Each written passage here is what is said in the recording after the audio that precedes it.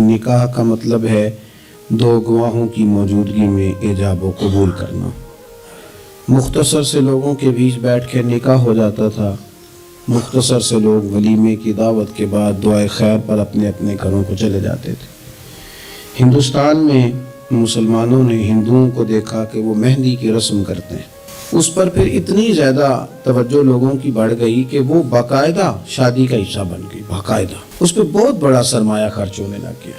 پھر اس کے ساتھ ساتھ فی نفس ہی عورت کا ہاتھوں پہ مہندی لگانا تو ناجائز نہیں، لیکن اس میں پھر ایک باقاعدہ تقریب رکھ لینا، پھر مرد عورتوں کا اکٹھے ہونا، پھر ڈھول ڈھمکا ہونا، پھر شور شرابہ ہونا، اس کی شریعت قطعاً اجازت نہیں دیتی۔ پھر یہ ہوتا تھا کہ شادی سے قبل جب رشتہ طے ہوتا تھا تو طریقہ یہ تھا کہ لڑکی اور لڑکے کا نکاح کر دیا جاتا تھا اور مناسب وقت پر رخصتی ہو جاتی تھی۔ نبی پاک صلی اللہ تعالیٰ علیہ وسلم نے حضرت سیدہ عائشہ صدیقہ رضی اللہ تعالیٰ عنہ کے ساتھ نکاح کیا اور 3 سال کے بعد رخصتی ہوئی۔ چلے بعد میں لوگوں نے اگر نکاح نہ کیا تو پھر کہا کہ نسبت طے کر دیے، یہ بڑا سونا اچھا صاف ستھرا فکرہ تھا۔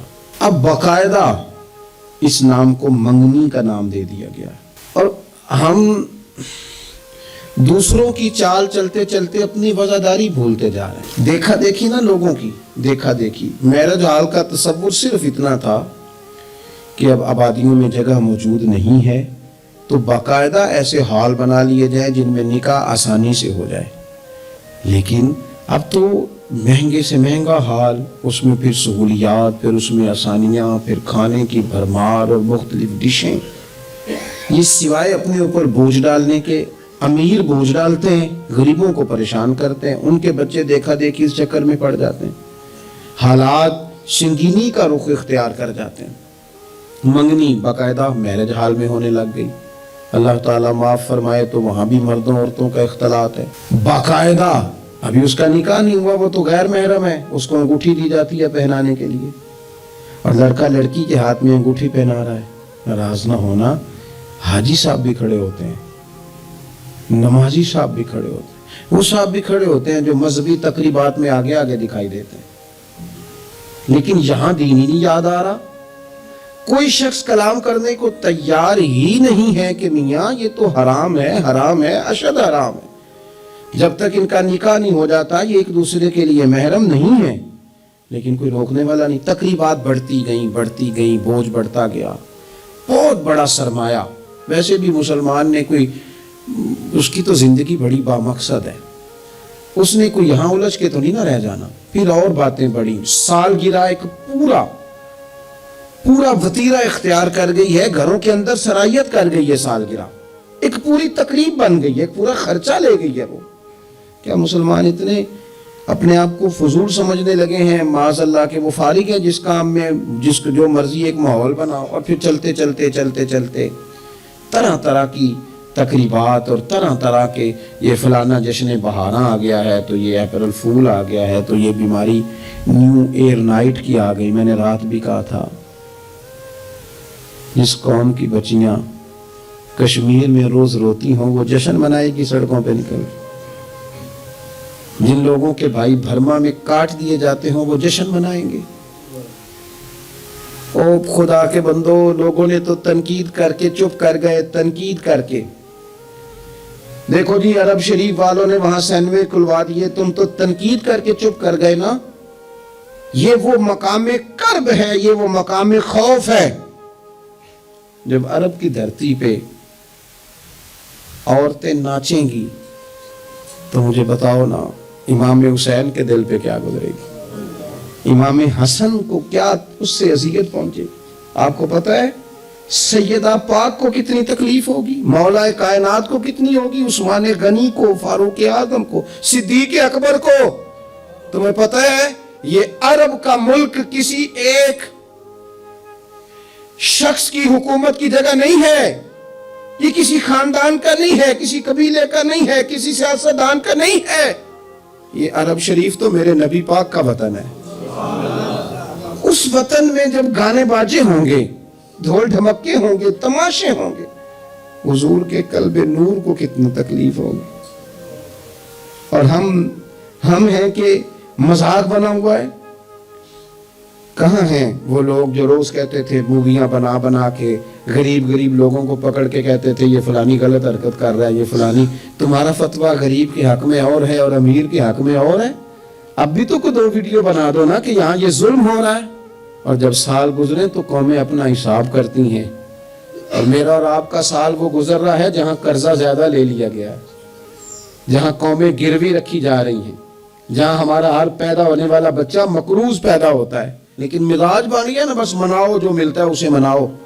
ये किसने शौक पैदा किया हमारे बच्चों के अंदर, रोज शादियों पे जाने का, तैयार हो के जाने का? किसने शौक पैदा किया? बड़ों ने। ना माने बुजुर्ग, बड़ों ने शौक पैदा किया। हमने इबलाग इस तरह का किया, ओ कदी कदी मौका आना होता है, हम उठे भी ना जाइए, वरना हमारे बच्चों में शौक कभी ना आता। हमने इबलाग किया है, हमने तवज्जो दिलाई है। बच्चे छुट्टियां कर रहे हैं, ये हम परेशान हैं इन दिनों में। पेपर बच्चों के करीब है मदरसे के, और चौथे दिन को बच्चा दरखास्त लेके आ जाता है फलाने की शादी है, फलाने की शादी है। मेरे अब्बा जी कहा करते थे, थोड़े से हम बड़े हुए तो अब्बा जी शादी पे जाना है तो कहते थे जवान मुंडे की काम में व्याह मत जाने दा, हम जाएंगे ना तुम्हारी अम्मा जाए घर रहो आराम से। हमारे पुराने बुजुर्ग इस तरह की तरबियत करते, कहते थे तुम्हारा मतलब क्या, उस शादी में तुमने क्या करना। और यहाँ सारा काम ही बच्चे और बच्चियों को दे दिया गया, बच्चे और बच्चियों को, और तैयार करके नहीं जाता। किसी खास जगह पे कोई मजबूरी हो जाए, कुर्बत इतनी ज्यादा हो के रहा ना जाए, तो कभी निकाह पढ़ाने के लिए जाऊं ना तो बस मेरे कानों से आवाज टकराती नहीं, लेकिन मैं समझ जाता हूं कि क्या बातें गूंज रही। और पर्दा ही कर लो थोड़ा सा, वो कहते हैं पर्दा, ये बच्ची के निकाह की मूवी ना बनी तो फिल्म ही नहीं मुकम्मल होगी। इस खुशी के मौके पर भी आप ये कह रहे हैं कि लो जी पर्दा करो और दुपट्टा लो, तो इतने पैसे दिए वो ब्यूटी पार्लर वाले को, वो किधर जाएंगे? कौन है ये लोग सारे? मैं और आप नहीं है, हम ही तो हैं ये सारे। ये किस पर तनकीद करके हम चुप कर गए हैं? हम सारे खुद हैं, और हम सब मिल मिला के इस सोसाइटी का हिस्सा बनते जा रहे हैं। अब तो भाई वो महंगे मैरिज हाल के अंदर जब मैरिज हाल लिया जाता है तो एक समत औरतें, एक समत मर्द, और बीच में पर्दे का बंदोबस्त भी नहीं कराया जाता, क्योंकि ये तो दिकियानूस लोग हैं जो पर्दा कराते हैं। वो कहते हैं लो इतनी तैयारी की, कपड़े दिखाने किसको हैं, तुम पर्दा करा रहे हो। खुदा से डरे, मुसलमान इन अबस कामों के लिए नहीं है। तू तो ऊंचे मकासद के लिए आया। तू देखना, तेरी तो बड़ी अजमत है। कुंतुम खैरा उम्मतिन उखरिजत लिन्नास तामुरूना बिल मारूफ व तनहौना अनिल मुनकर। तुझे तो भेजा था कि तू दुनिया में खैर आम करेगा, बुराई का हाथ थामेगा। तू कहां उलझ के रह गया? अपनी तकरीबात पर थोड़ी तवज्जो दें। एक तो ये खुशी की तकरीबात, फिर एक गम की तकरीबात। मैंने अपने कानों से सुना है, कुल 10वें का ऐलान इकट्ठा करा दिया गया, और ये ठीक किया जाता है एक ही दिन में दोनों इसाले सवाब की तकरीबात हो जाएं। इसका असल इसाले सवाब है। इसाले सवाब क्या है? इसाले सवाब ये है कि आपको दुआ करनी है जाने वाले के लिए, कुछ कुरान मजीद पढ़ के, कुछ अज़कार पढ़ के, कुछ वज़ाइफ पढ़ के उसकी रूह को इसाल करना है। इतना मकसूद है। बड़ी गौर से, मुझे थोड़ा टाइम देंगे आप, 2-3 मिनट का सिर्फ, और मेरी बात पे ना खास तवज्जो करें, खास बात करना चाहता हूं। अगर उसमें खाना पकाना है ना, तो आपने खाना इसलिए पकाना है कि गरीब को, मिस्कीन को खाना खिलाएंगे, और जो सवाब उसका मिलेगा वो भी जाने वाले की रूह को मिलेगा। लेकिन अगर आप उसमें दावत पका लें, दावत रिश्तेदारों की, यारों की, वो तो भाई दावत है।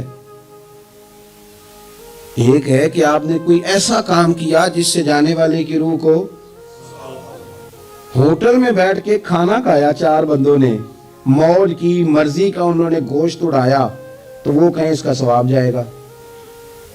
ये जो दावत का लफ्ज है ना, कि दावत की, अमीर अमीर लोग सारे इकट्ठे किए, रिश्तेदार, दोस्त, अहबाब, सियासी सब आ गए। अब आपने वो दावत की और नाम आपने खत्म शरीफ का दे दिया। आप थोड़ी गहराई से सोचेंगे ये खत्म बनता है, वैसे ज़हन कबूल करता है कि ये खत्म शरीफ है। अब मैं कह लूं, अब मैं ये बात कर लूं कि हमारे यहाँ कुछ वलीमा नुमा चेहलम भी होते हैं। वलीमा नुमा चेहलम, وہ ٹائٹل چیلم کا ہے اور اندر جا کے دیکھو تو ماحول سارا ولیمے کا ہے، تو یہ سال ثواب ہے؟ آپ بتائیں ذمہ داری سے کہ یہ سال ثواب ہے؟ آپ غرباء کی دعوت پکائیں گے، غریبوں مسکینوں کی، ان کی دعوت اعلیٰ حضرت بریلوی رحمت اللہ نے لکھا ہے جائز نہیں ہے دعوت کرنا اس طرح، ہاں آئے ہوں کھانا کھا جائیں، فی نفس سے ہی رشتہ داروں کو کھانا کھلانا دعوت کھلانا ثواب ہے، لیکن ختم کو چیلم کو 10ویں کو دعوت بنا لینا یہ درست؟ ویسے ان کو دیں آپ ثواب ہے، لیکن ہمارے ہاں تو مطلب عجیب سا ایک ماحول ختم شریف، یعنی کل 10ویں کا اکٹھا اعلان ہو گیا، میں موجود تھا تو کہنے لگے ویکھو انہیں پیسے لگے جو بچانا، خدا کے بندو یوں تو نہ کرو، ایک ان کا والد چلا گیا، والدہ چلی گئی، کوئی عزیز چلا گیا، اور دوسرا یہ کہ آپ یہ بتائیں گھر سے روٹی نہیں ملتی صرف ختم کی ملتی ہے، اتنی چھوٹی سوچ کون پیدا کرتا ہے؟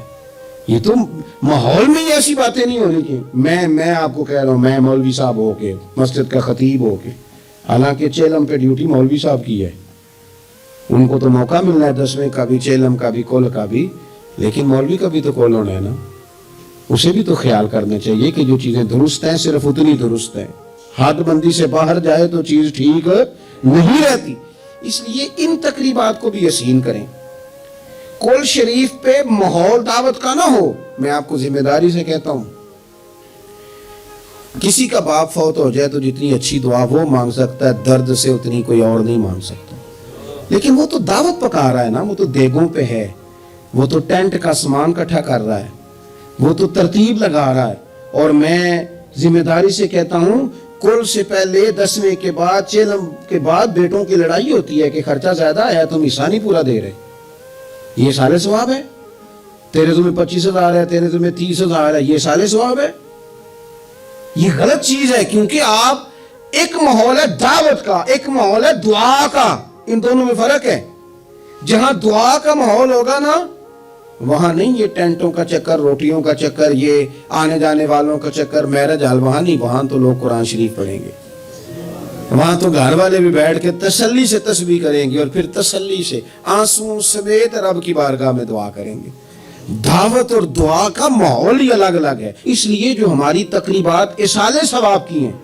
اور پھر میں آپ سے عرض کروں، امیر بڑے بڑے چیلم کرتے ہیں، دعوتیں نہ بنائیں کل 10ویں چیلم کو، دعوتیں یعنی مل بیٹھو، کپڑے نئے نکالو، پوری تیاری کرو، اور جناب وہاں جاؤ اور جا کے کھانا کھاؤ اچھا سا خوبصورت سا، اور ساری توجہ ہی کھانے پہ، کیونکہ وہ اس کو پتہ ہے کہ جس طرح شادی میں کھانا کم پڑ گیا تو عزت نہیں ہوگی، اس طرح اگر چیلم پہ کم پڑ گیا تو پھر بھی رسوائی ہوگی، تو جب کھانے پہ لگ جائیں گے تو دعا تو رہ گئی، جانے والے کا فائدہ نہ ہو سکا۔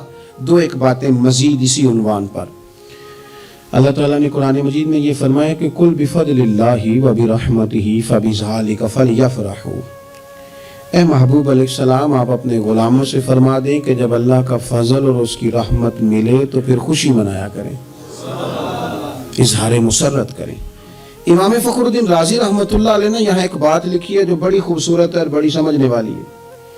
امام رازی رحمت اللہ علیہ فرماتے ہیں کہ یہ خوشی اس لیے نہیں منانی کہ انعام ملا ہے، خوشی اس لیے منانی ہے کہ رب کی طرف سے ملا ہے، خوشی اس لیے منانی ہے کہ محبوب نے دیا ہے، تو جب محبوب دے نا، وہ چند دن پہلے بڑا لطف آیا، بس ایک بات ہے بھولتی نہیں، سے ثبوت نہ منگو میتھوں نظر کرم کا دھوئی، اے میں جانا یا دل پر جانے غیر نہ جانے کوئی۔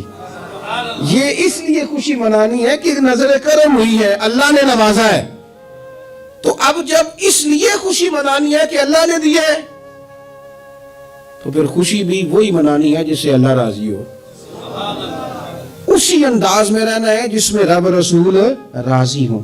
تقریبات میں دو تین چیزوں کا خاص خیال، ایک تو خرچ حد سے زیادہ نہیں ہونا چاہیے، اعتدال کے ساتھ خرچ کریں، فضول خرچی سے بچیں۔ دال میں ایک قرضہ وہ ہے جو انسان مجبور ہو کے لیتا ہے، کوئی مجبوری آ گئی، کوئی تنگ دستی آ گئی، کوئی نقصان ہو گیا، ایسے مقروض کے ساتھ تو نبی پاک صلی اللہ تعالیٰ علیہ وسلم نے نا اظہار ہمدردی فرمایا ہے، ایسے مقروض کو مہلت دینے کا کہا ہے جو مجبور ہو کے قرض لیتا ہے۔ حضور صلی اللہ علیہ وسلم نے فرمایا اگر تم نے کسی شخص سے قرض لینا ہے اور وہ تنگ دست ہے تو تم اسے مہلت دو، تم جتنے دنوں کی اسے مہلت دو گے نا، اور جتنے پیسے تم نے لینے ہوں گے اتنے ہی پیسے روز اللہ تمہیں صدقہ کرنے کا ثواب عطا فرمائے گا۔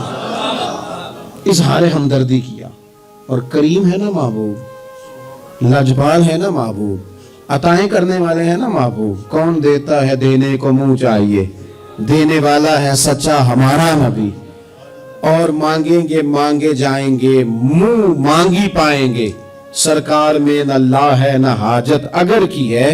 حضور فرماتے ہیں، ابن ماجہ میں محبوب کریم علیہ السلام کا فرمان موجود ہے، محبوب فرماتے ہیں میں مومنوں کی جانوں سے بھی زیادہ قریب ہوں، اگر میرا کوئی مسلمان مومن میرا امتی فوت ہو جائے اور اس کے ذمہ قرض ہو تو مجھ سے آ کے لے لینا، میں اپنے امتی کا قرض ادا کر دوں گا۔ اور حضور سید عالم صلی اللہ تعالی علیہ وسلم، میں پھر کہہ رہا ہوں، اس میں کئی روایات آپ کے سامنے رکھ سکتا ہوں۔ حضرت ابو امامہ رضی اللہ تعالیٰ عنہ انصاری صحابی ہیں، فرماتے ہیں میں بڑا پریشان تھا اور مسجد میں بیٹھا تھا، قرض بہت بڑی اذیت ہے، مقروض قیدی ہے، صحت ہونے کے باوجود بیمار ہے، گھر ہونے دین و قہر الرجال، فرمائے اس دعا کو پڑھا کرو اللہ خیر کر دے گا۔ حضرت ابو امامہ فرماتے ہیں لوگوں میں نے یہ دعا پڑھی، میرے نصیب دیکھو، پڑھی میں نے پر سیکھی میں نے ڈائریکٹ حضور سے ہے۔ میں نے یہ دعا پڑھی، اللہ نے میرے قرضے بھی دور کر دی اور میرے غم بھی سارے دور کر دیے۔ ہمارے تو وظیفے میں اعلیٰ حضرت نے اس دعا کو شامل کر دیا، فرمایا اسے پڑھو، صبح بھی پڑھو شام بھی پڑھو، غم بھی دور ہوں گے قرضے بھی دور ہوں گے۔ اور یہ روایت سنن ابو داؤد شریف میں موجود ہے۔ عزیز بھائی، نبی پاک اظہار ہمدردی کرتے، لیکن جو بندہ جان بوجھ کے قرضہ لے، جان بوجھ کے قرضہ لینے سے مراد کیا ہے؟ شہرت کے لیے، دکھاوے کے لیے، زیادہ خرچے کرنے کے لیے، مہنگی شادی کرنے کے لیے جو بندہ قرضہ لے، اس کے بارے میں پتہ ہے رسول کریم صلی اللہ تعالی علیہ وسلم نے کیا فرمایا؟ محبوب فرمانے لگے، یہ المستدرک میں موجود ہے، ذرا لفظ دیکھیے گا حدیث کے، حضور فرمانے لگے میں کفر اور قرض سے اللہ کی پناہ مانگتا ہوں۔ میں کہہ چکا ہوں کہ شارحین حدیث نے لکھا یہ وہ والا قرض ہے جو بندے نے شہرت کے لیے لیا، خرچے بڑھانے کے لیے لیا، مہنگی شادی کرنے کے لیے، دکھاوے کے لیے کام کرنے کو لیا، مجبور نہیں تھا، جان بوجھ کے لیا۔ حضور فرمانے لگے میں کفر اور قرض سے اللہ کی پناہ مانگتا ہوں۔ تو صحابی نے عرض کی یا رسول اللہ آپ قرض اور کفر کو برابر کر رہے ہیں، ایک جگہ ذکر فرما رہے ہیں؟ تو حضور نے فرمایا ہاں میں ایک جگہ ذکر کر رہا ہوں، میں ان دونوں کا ذکر اکٹھا کر رہا ہوں، کفر اور قرض۔ اتنی بڑی بات، اعتدال میں رہیں، کم سے کم قرضے، اور یہ سارا کچھ ہو سکتا ہے، کوئی مشکل کام نہیں ہے۔ دوسری بات، ایک تو شادی میں خرچ کم سے کم کریں تقریبات میں، اور دوسری بات یہ کہ تیسری گزارش تقریبات کے حوالے سے، تیسری اور آخری یہ ہے کہ ہم نا شادی ہو، بیاہ ہو، کوئی بھی معاملہ ہو، ہمارا یہ مزاج بن گیا ہے کہ ہم نا تعلقات نبھاتے ہیں، دفتر کے لوگوں کو بلائیں گے، ہمارے جو بزنس کے متعلقہ لوگ ہیں ان کو دعوتیں دیں گے، جن لوگوں سے ہمیں کوئی سیاسی سماجی کام پڑ سکتا ہے انہیں بلائیں گے۔ دعوت ہوتا ہے، اس کے رویے بڑے میٹھے ہوتے ہیں، اس کے آنے جانے کے معاملات میں شائستگی ہوتی ہے، اسے دیکھ کے پتہ چلتا ہے کہ یہ رسول اللہ کا ماننے والا ہے۔